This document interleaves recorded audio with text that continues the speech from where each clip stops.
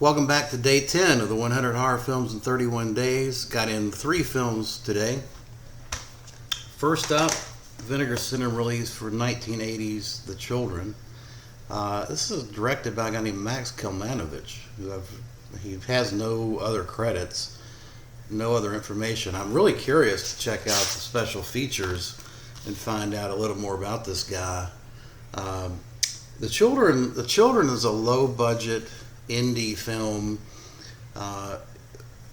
It's basically kind of a rip-off of Village of the Damned from the 60s.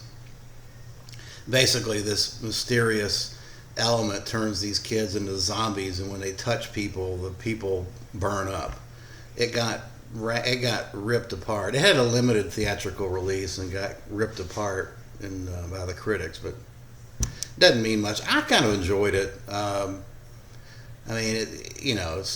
It's not world-beating stuff, but it's an interesting film from a perspective of low-budget indie filmmaking. And again, I'm pretty interested in some guys that put this together, including the producer, named Albrecht. They did nothing other than this, so I'm really curious to see what motivated them to make this one-off film. Vinegar Syndrome, of course, did a great job as usual with the release, Blu-ray, DVD, and a host of special features, which I'm looking forward to getting into that. I give that a 6.5 out of 10. Next up is a film that I've reviewed during the Christmas horror films. I did a 31 days of horror films for Christmas in December.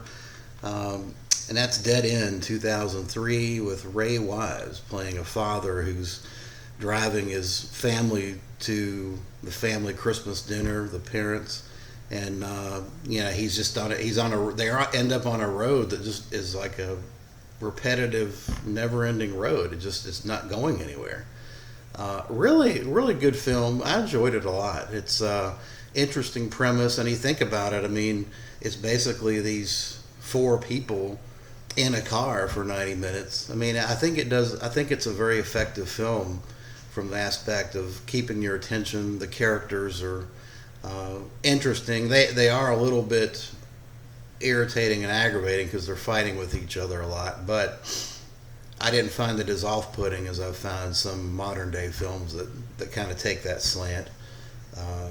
For example, Friday the 13th, the remake kind of had that, characters where I think modern filmmakers tend to think that if characters are fighting, that creates some kind of tension. It's just kind of irritating. So that's Dead End 2003. And then last up is a film from 1998 I've never seen before, directed by Robert Rodriguez, which is The Faculty. Man, I've never seen this before. This is a who's who of young actors. Elijah Wood, Selma Hayek is in this. Josh Hartnett is in this. It's like a who's who of modern stars that were kids when this was made. This is basically this is basically The Breakfast Club meets Invasion of the Body Snatchers. It's a body snatcher film with kids. That's basically what you got here. Interestingly, the script for this film just sat, and nobody would pick it up. But when Scream was so successful, it got picked up immediately. And so, I watched this, and I got to thinking, the very first thing that got into my mind on this thing was that why were all the 90s films so bad with the CGI? And consistently bad.